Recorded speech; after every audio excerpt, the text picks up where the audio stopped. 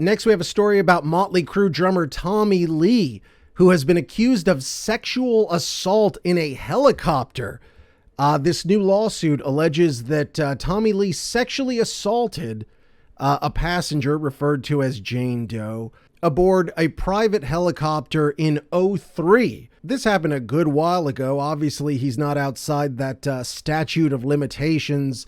Or is this maybe, you know what, maybe this is actually part of the new Marilyn Manson law, where you add more time to that statute of limitations? You know, that may be the case. If so, that's funny that Marilyn Manson would be such a fucking degenerate that he clears the path for Tommy Lee to get sued for sexual assault back in '03. So basically, this whole thing centers around a guy named David Martz, who was the pilot of the helicopter. Basically, when Martz invited this woman to take a ride on his helicopter, she thought he was essentially just offering her a ride. When Tommy Lee was there, she was sort of like, what the fuck, you know? So she jumps on the helicopter anyway, and she claims that within minutes of becoming airborne, Martz had quote, pulled out alcohol he had stored in the helicopter and began to mix drinks. The complaint goes on to claim that Martz and Lee, in addition to drinking up in the fucking helicopter, also snorted coke and smoked weed. Tommy Lee must be a dumb motherfucker. I got no problem. If you're Tommy Lee, you got a private helicopter, you want to fucking snort coke and smoke weed and drink beers and shit up at that level, that sounds really fun and cool. But why in the fuck would you allow your pilot to also be drinking and doing coke and smoking weed with you? That is fucking insanity, dude. You're gonna die, you dainty little fuck. I can't even imagine. So the plaintiff claims that she was lured into the cockpit and that she was pressured to do drugs with Lee and Martz. Now, an allegation from the complaint, quote, at one point, Lee penetrated plaintiff with his fingers while fondling her breasts. Lee then pulled down his pants and attempted to force plaintiff's head towards his genitals. By this point, plaintiff was in tears, but she had nowhere to go. She was trapped with little mobility to leave the cockpit. This is something that is known back in Philadelphia as the implication. Well, dude, think about it. She's out in the middle of nowhere with some dude she barely knows. There's nowhere for me to run. What am I gonna do, say no? That seems really dark. No, it's not dark. You're misunderstanding me, bro. Because if the girl said no, then the answer obviously is no. No. But the thing is she's not gonna say no. She would never say no because of the implication. So basically, she was stuck in this situation where she felt there was an implication that shit might go wrong if she did not go along with what was going on. To clarify, the lawsuit accuses Lee of, quote, forcibly groping, kissing, and penetrating the plaintiff with his fingers and attempting to force her to perform oral copulation. So to this allegation, she did not blow him. He pushed her, but did not force her. But she claimed to have not been down with the fingering. So she really is saying she wanted nothing to do with that shit. But he came after her.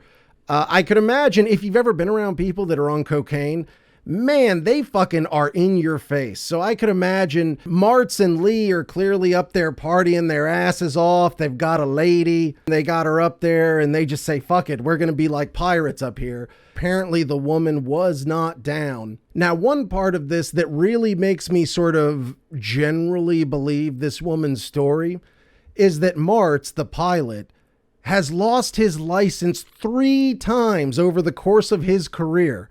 Most recently in '09, after being found to have received oral sex from a porn star named Puma Sweet, who I remember, she was quite sultry. He was flying the helicopter while she was blowing him. That's the last time he had his license revoked. So the idea of him getting up there, having drinks, doing coke, smoking weed, expecting this chick to like let them have a free-for-all on her, that sounds like some shit this guy would do.